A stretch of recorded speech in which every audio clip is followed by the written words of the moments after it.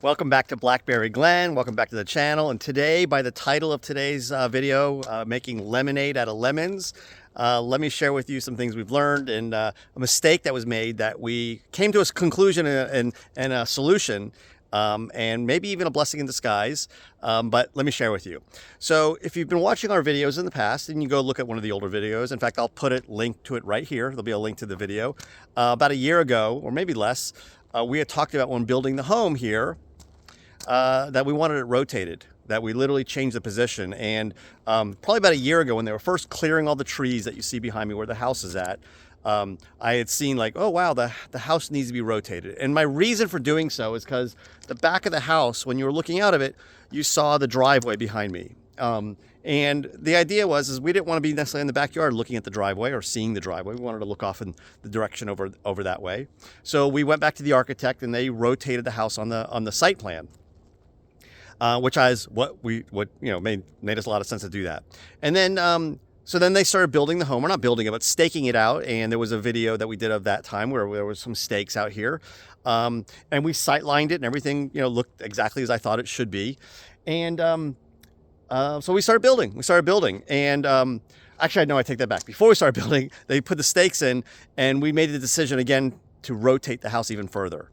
So this is the second time, right? So the first time we went back to the architect and they moved it on the plans. The second time I had a conversation with the builder and I said, let's rotate the house a little bit more. And him and I went back and forth about how much it should be. And we ended up settling on about another 13 degrees rotated that direction. So basically it would have been about a total of like 25, 30 degrees from the very original. Okay. I hope you're following along. So the house is being built. And if you look behind me, you'll see here's the driveway, and the driveway is right next to the house, at least the driveway where it sits currently. And I remember looking at this going, wow, that doesn't seem right. It doesn't seem right to me that the driveway is so close to the house. And the reason I was able to identify that is because I have a 3D model. In fact, if you haven't seen those videos, you can go look at our channel and see the videos of the 3D model on the computer we have. And the driveway looked much closer to the house than I thought it should be. And we kept going back and forth. I kept talking to them, or I talked to them like, check the driveway. Is it in the right place? And we never got a solid answer if it was exactly where it needed to be. But it seemed like it, okay?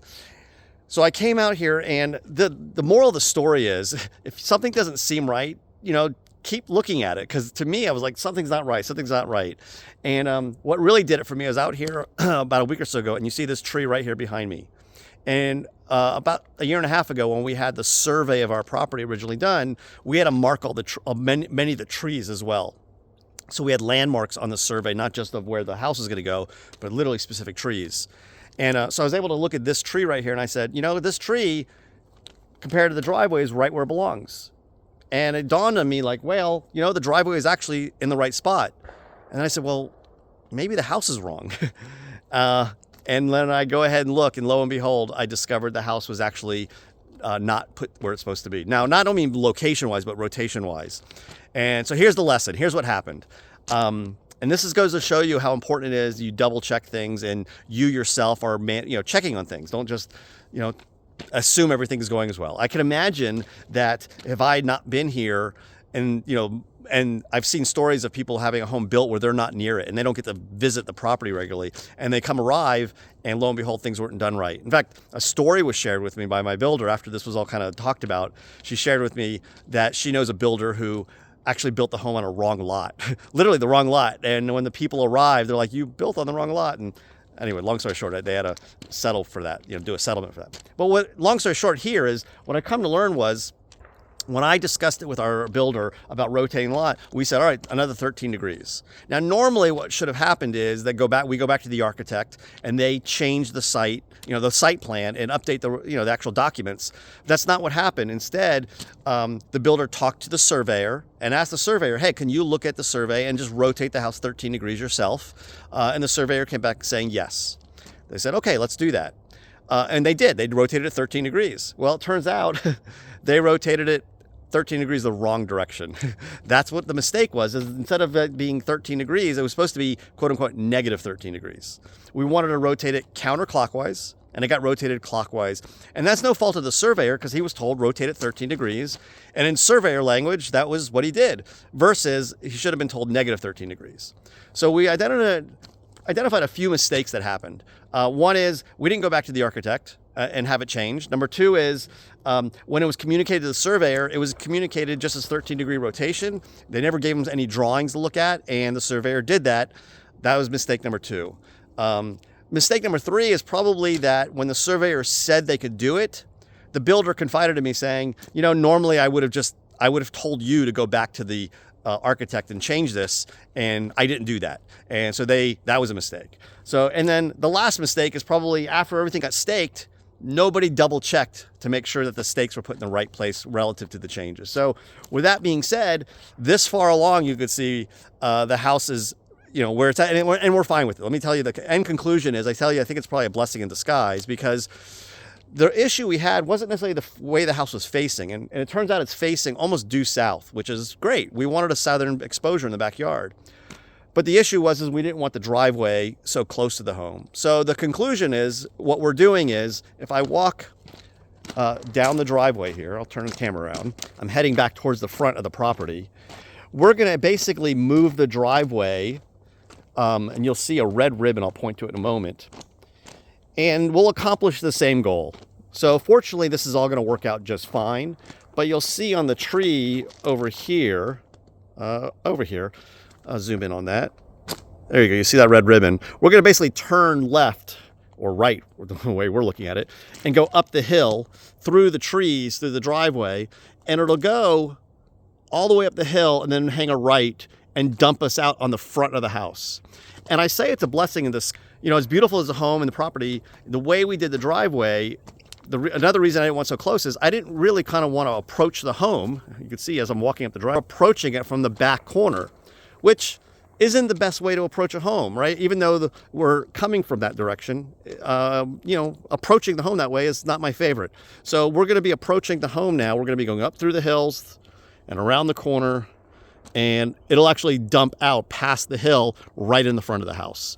So I say it's a blessing in disguise because it's going to be a much nicer approach to the home.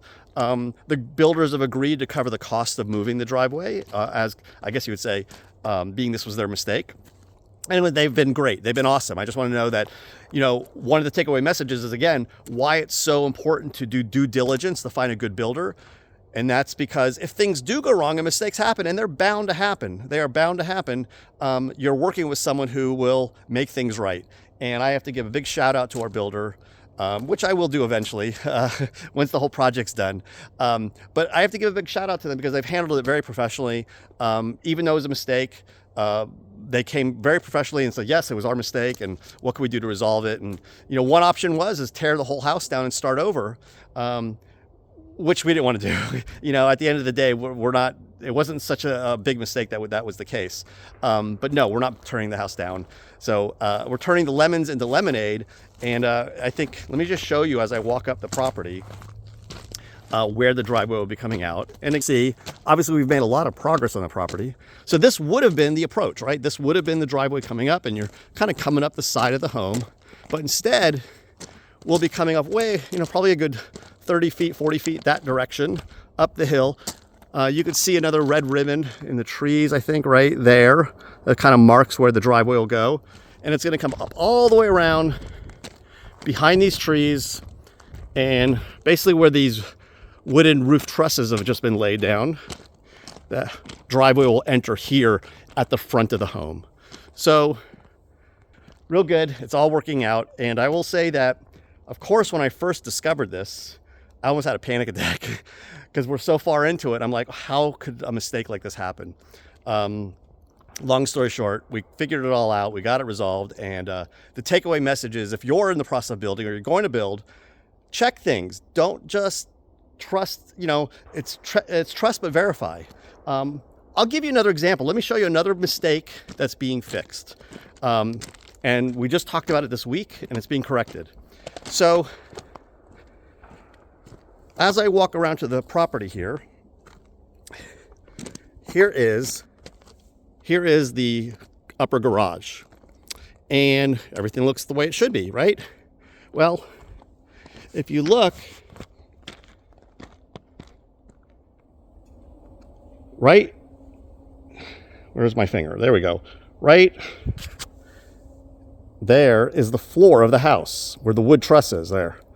And there's obviously a drop from the floor of the house to the level of the garage. And we didn't want that. We wanted it to be where there was not a lot of steps going down to the garage from the house, especially as we get older in life. We don't want to have a bunch of steps we're going in and out of. Well, this concrete wall should have been almost 2 feet taller in order to accomplish that. So that as you're building the wood frame around, the wood frame is above dirt grade. Where it sits right now, the dirt would have to be at the level of that concrete, no higher than that, right? You're not going to build dirt above the wood. Dirt has to be down here, which means the floor of the garage would be down here instead of up here. So we catch that. Now it's having to be repaired. So they're going to have someone come out, or the concrete people. In fact, you could see behind me right here, those giant forms. They're going to be forming up for the retaining walls, but they're also going to be forming up and raising the concrete wall of the base of the garage. I'm not sure how much, probably 2.5 feet or so, to account for that. So again, you know, you want to have an eye for these things. If you're building, just go out and look and check and question things. And I will say our builder has said they haven't ever had a customer, she's been doing this 20 years, as involved as I am. It's probably not the norm. I'm here every day checking on things and making sure things are being done right. And she said it complimentary. She wasn't being critical. She was just saying, you know, it's great to see you so involved, and we appreciate you catching these things, because if they get caught much later, then it's a much bigger job to fix. So there's a lot of moving parts in building a house. There's a lot of stuff that can happen and go wrong, as I'm learning. But as long as you have a great builder who's, you know, you could have these conversations with, it's not an issue, not an issue. What I feel bad for is if you have a builder who's not, and they're giving you pushback. So do your due diligence. When you're looking to hire a builder, when that time comes, a GC, those are the things you want to figure out. You want to find out, like, is this going to be a person that I know I could work with for the next couple of years, who they're going to fix problems if there's an issue, not just during the build, but after as well. So thanks for checking in. Again, we're turning lemons into lemonade, and you guys have a great one.